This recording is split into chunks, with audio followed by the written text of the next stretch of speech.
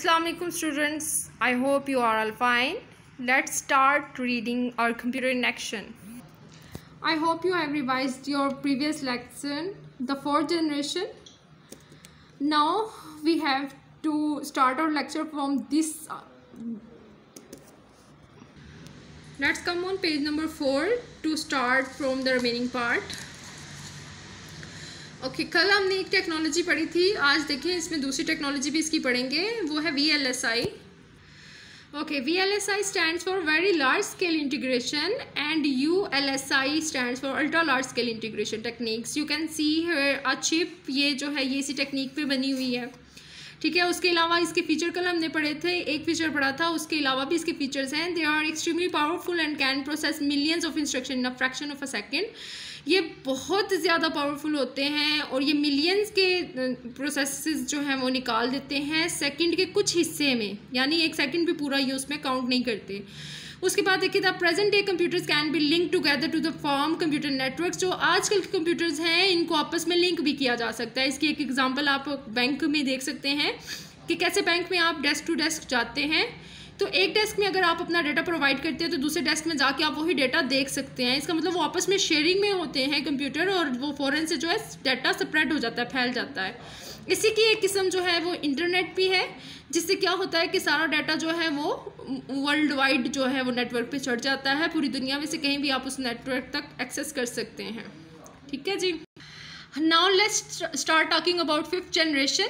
अच्छा, अभी तक जो हमने कंप्यूटर्स के बारे में बात की है वो फोर्थ जनरेशन तक ख़त्म हो जाता है. मतलब जो भी हम घरों में भी जो कंप्यूटर सिस्टम इस्तेमाल कर रहे हैं या वर्ल्ड वाइड जो कंप्यूटर सिस्टम इस्तेमाल हो रहे हैं वो फोर्थ जनरेशन तक ही हैं. फिफ्थ जनरेशन में आपके पास आर्टिफिशियल इंटेलिजेंस आ जाती है. आर्टिफिशियल इंटेलिजेंस से मुराद रोबोटिक इंजीनियरिंग है. आप देख रहे होंगे कि आजकल कैसे कैसे रोबोट्स बन रहे हैं.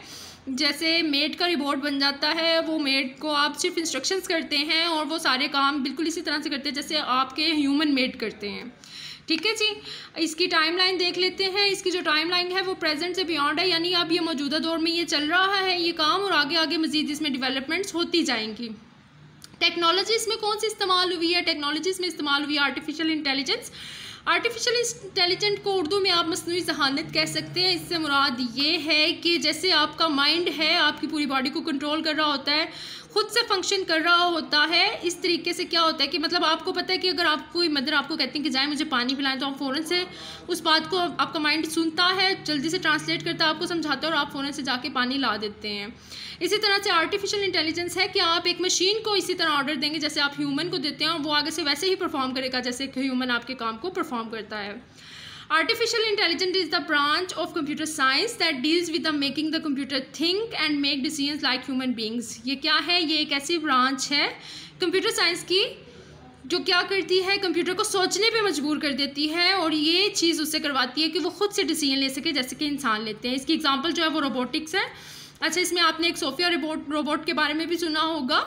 वो बाकायदा आपसे बातें भी कर सकती है, वो बिल्कुल इंसानी तौर पे बनाई गई है. मैं कोशिश करूँगी कि उसका एक शॉर्ट क्लिप भी आपके साथ शेयर किया जाए. उसके बाद फीचर्स पे आ जाते हैं. This computers are still in developmental stage. ये जो हैं ये अभी भी तरक्की कर रहे हैं, मतलब अभी इसमें कोई ख़ास तरक्की नहीं हो सकी, लेकिन जितनी हो गई है वो भी हैरान कुन है. The fifth generation computers will have the power of human intelligence and reasoning. इनमें ये ताकत होगी जैसे इंसान की एक जहानत होती है और जैसे इंसान के पास रीजनिंग होती है कि मैं ये इस वजह से करूँ, मैं ये क्यों करूँ, या ये काम ठीक है या ये गलत है. इसी तरह से इनमें भी ये पावर होगी. उसके बाद the advantage of this generation of computers will be that they will be able to understand natural language, यानी इनके साथ आप इंसानी ज़ुबान में अपनी ज़ुबान में बात करेंगे और ये उसको समझेंगे. And will be able to respond to their surrounding using different types of sensors. और इनमें कुछ सेंसर्स लगे होंगे जिनको इस्तेमाल करते हुए ये इर्द गिर्द होने वाले वाक़ियात में अपना किरदार अदा करेंगे. अच्छा, आपने देखा होगा कि अगर अभी तक आपने कंप्यूटर के बारे में थोड़ा बहुत पढ़ा हो तो आपको मालूम होगा कि स्टार्टिंग में जो कंप्यूटर था वो बिल्कुल ही बाइनरी नंबर्स पे था, यानी नंबर्स की फॉर्मेशन होती थी. 0101 के कुछ ट्रिगर्स होते थे जिनको करके तो कोडिंग की जाती थी. फिर उसके बाद कुछ मशीन लैंग्वेजेस आई, फिर उसके बाद ह्यूमन के लिए हाई लेवल लैंग्वेजेस आई, और हाई लेवल लैंग्वेज के बाद अब ये बहुत बड़ी डेवलपमेंट है कि आपको अब कोई कोड याद करने की ज़रूरत नहीं है. आप जैसे आम इंसानों से बात करते हैं वैसे ही आप मशीनों से बात करेंगे. ओके अब थोड़ा सा कीवर्ड्स को डिस्कस कर लेते हैं। कीवर्ड्स में वेरी लार्ज स्केल इंटीग्रेशन आपके पास जो आपने पढ़ा था ये यूज़ हुआ है 4th जनरेशन में। It is a technique in which thousand of integrated circuits are combined together on to a single silicon chip to develop micro processors.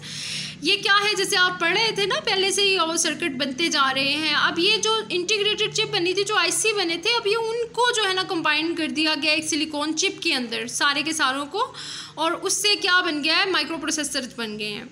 उसके बाद आर्टिफिशियल इंटेलिजेंस देख लेते हैं। ये क्या है, it is a kind of study that works on making computers think and make decisions like us. ये एक इस तरह की स्टडी है, इस तरह का काम है जिसमें कंप्यूटर्स को इस तरह इस काबिल बनाया जाता है कि वो इंसानों की तरह सोच सकें और फैसले ले सकें। Let us now learn about the characteristics that make computers so popular। अब हम वो characteristics देखते हैं, वो खसूसियत देखते हैं, खसूसियात जिनकी वजह से कंप्यूटर्स ज़्यादा पॉपुलर हैं। डिड यू नो, क्या आप जानते थे, clever boat is a web application that is based on the principles of artificial intelligence. ये एक ऐसी जो है एप्लीकेशन है, वेब एप्लीकेशन है जो कि आर्टिफिशियल इंटेलिजेंस पे ही बनाई गई है। मीन्स इसको कोई ह्यूमन ऑपरेट नहीं कर रहा बल्कि आर्टिफिशियल इंटेलिजेंस से इसको ऑपरेट किया जाता है। It is program to have conversation with humans. इसको इस तरह से प्रोग्राम किया गया है कि ये इंसानों के साथ कन्वर्जेशंस बना सकती है, गुफ्तगू कर सकती है। The users chatting using this application will get a feel as if they are talking to their friends. इस वेबसाइट को यूज़ करते हुए जो लोग चैटिंग कर रहे होते हैं इस वेबसाइट के साथ, तो उनको ऐसे लगता है जैसे वो अपने फ्रेंड्स के साथ चैटिंग कर रहे हैं। एक बहुत बड़ी डेवलपमेंट है इसमें जो रोबोटिक इंजीनियरिंग है। उसके बाद प्रैक्टिस जोन में आ जाएं जी। यहाँ आप देख सकते हैं, name the computer generation with each of the given components feature. ये फीचर्स आप पहले पढ़ चुके हैं, इनकी पिक्चर्स भी देख चुके हैं, तो आपने बगैर चीटिंग किए, बगैर पीछे से हेल्प लिए इसको खुद से सॉर्ट आउट करना है after reading the chapter again and again. Okay, now let's come on the page number 6। Here you can see the recap zone. इसको आप दोबारा पढ़ें और पढ़ने से आप देखें कि वाकई आप ये सारा कुछ सीख चुके हैं जो आप लोगों ने यहाँ पे देखा। उसके बाद चेकलिस्ट है, चेकलिस्ट में आप टिक लगाते जाएं, जो कुछ आपने समझ लिया है और जो आप समझ नहीं सके उसको क्रॉस करें, उसका कैप्चर लें और यहाँ पे अपने सेकंड एडमिन के नंबर पे इसको सेंड कर दें। उसके बाद पेज नंबर 7 पे आप देख सकते हैं कि आपके पास एक्सरसाइज है फिल इन द ब्लैंक्स की और चूज़ द करेक्ट आंसर की। Do it by yourself.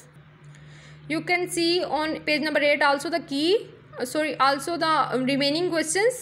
Answer these also. You have notes. Follow them and complete your lesson. We will meet inshallah in our next lecture. Till then, Allah Hafiz.